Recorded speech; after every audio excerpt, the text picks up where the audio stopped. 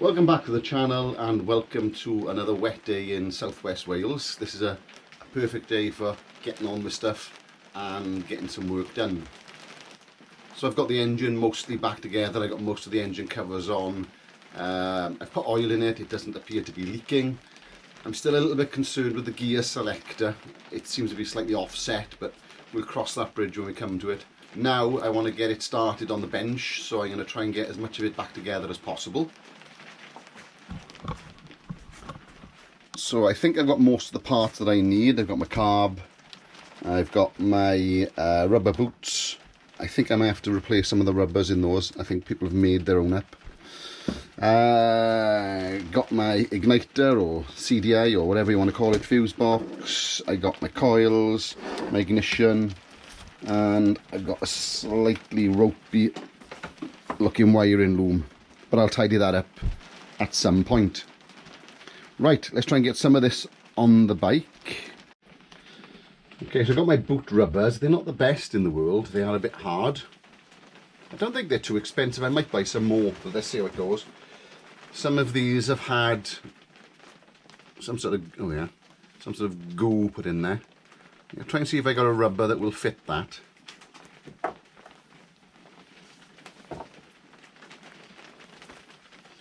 I leave the good ones in for a minute, just in case I haven't got any. So I got this generic box of rubbers. In all fairness, it's quite handy. I can quite often find something that fits, but these might be a bit too thick. Let's have a look.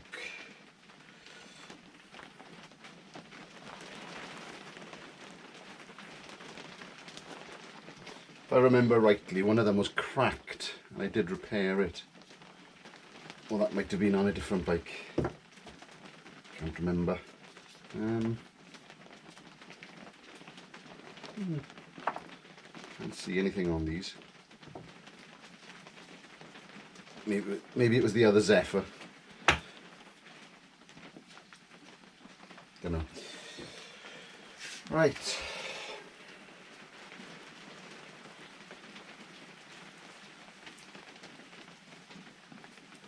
That seems to be the closest fit, but it's miles out. It's too thick. I'm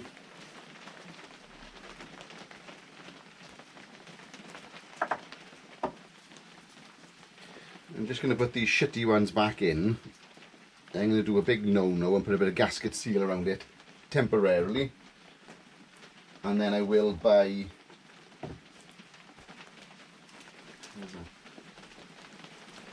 I will try and buy some proper ones. Let's just put a bit of gasket seal on them for a minute. It's better than nothing. Okay, so I've just offered these up before I actually put the carb on, just to make sure they all line up. Now I did turn the camera off to do this, not to bore you to death.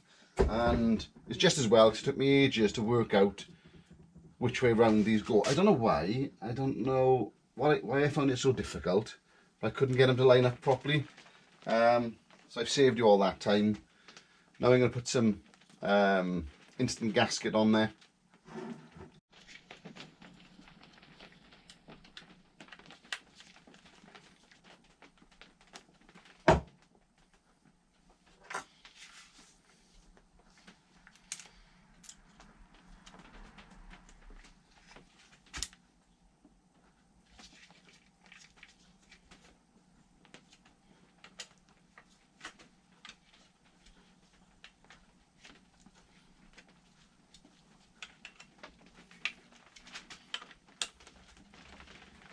So I don't think you're supposed to use this instant gasket around petrol,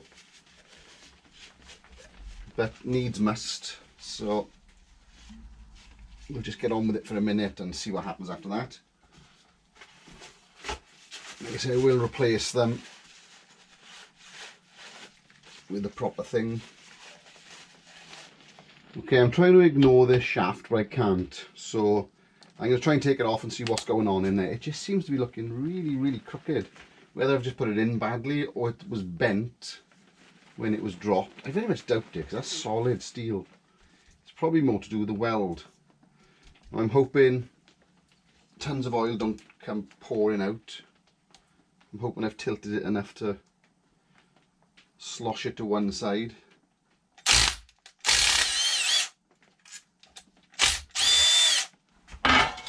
Hopefully that'll catch any dregs.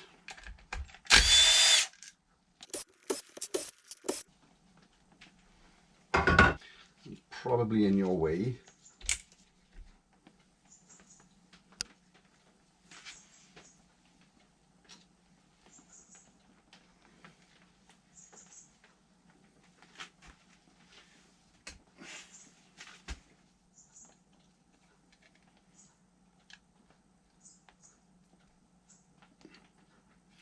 I don't know how accurate that is. Nothing seems untoward.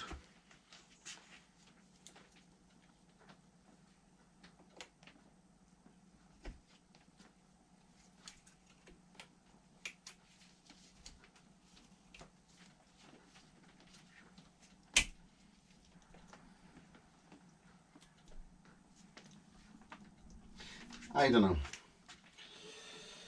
Right, let's stick it back together and hope for the best. When I was tightening the casing down, that kind of pulled that way. Really don't know why. Very odd. Like I say, chances are the weld might be out of line and you're going to have to worry about that. Do you ever think sometimes life is conspiring against you? I'm sure I had 4 of those 2 minutes ago. And now I can't find one, so I'm going to have to use a generic one from somewhere. I'll look back on this video later and I'll see if I did have 4 or just imagined I had 4.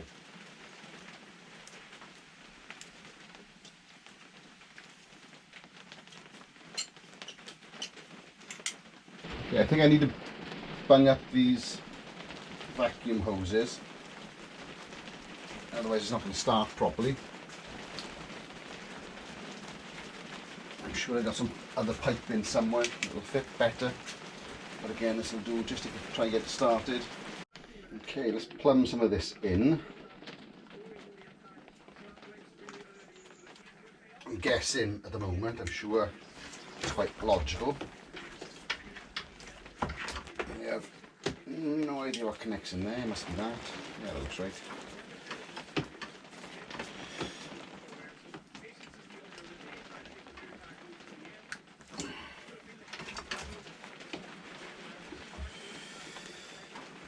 Alright, that's to battery, I'm guessing, and that's to earth, so I'm going to put that on something.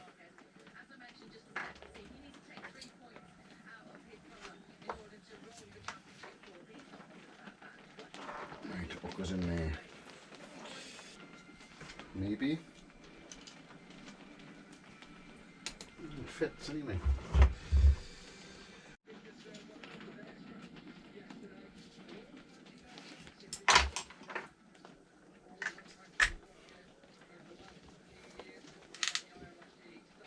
I'm not going to connect anything to these for a minute. I'm not sure if this bike needs this connected to make an earth, or whether this is, I think this is the earth. But I don't want to, I'm just going to crank it over without fuel, just to get some oil around there, just to turn it over as such.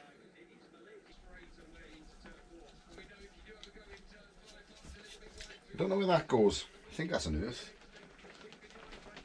Sure it is. And if you could please like the video.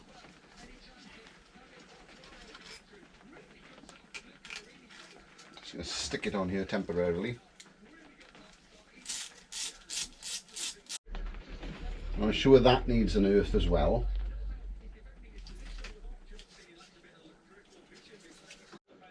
So I think I'm going to have to use this as a temporary earth.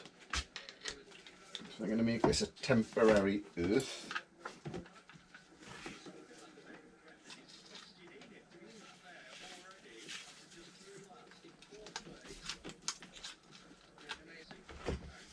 So I'll be incredibly surprised if this actually works.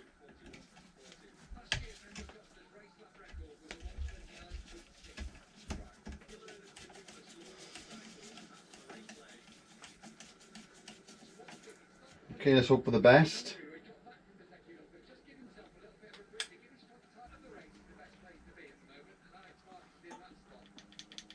Right. Nothing. Okay.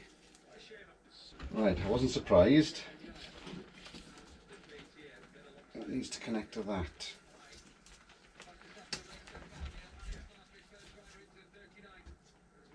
That looks like a likely candidate.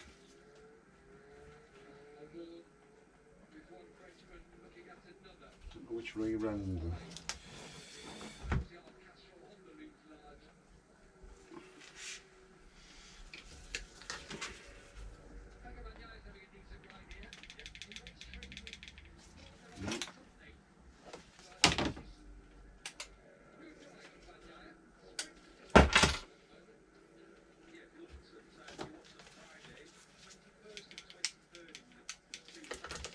There's a dodgy wire on here somewhere.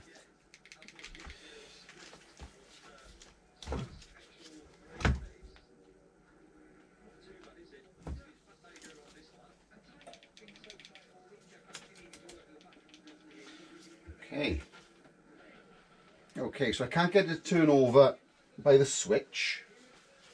But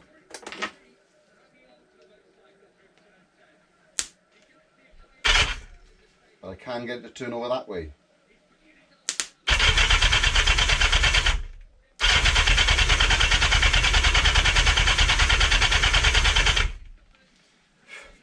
Don't like doing that. Good. So at least it's turning over and nothing seems to be making any funny noises.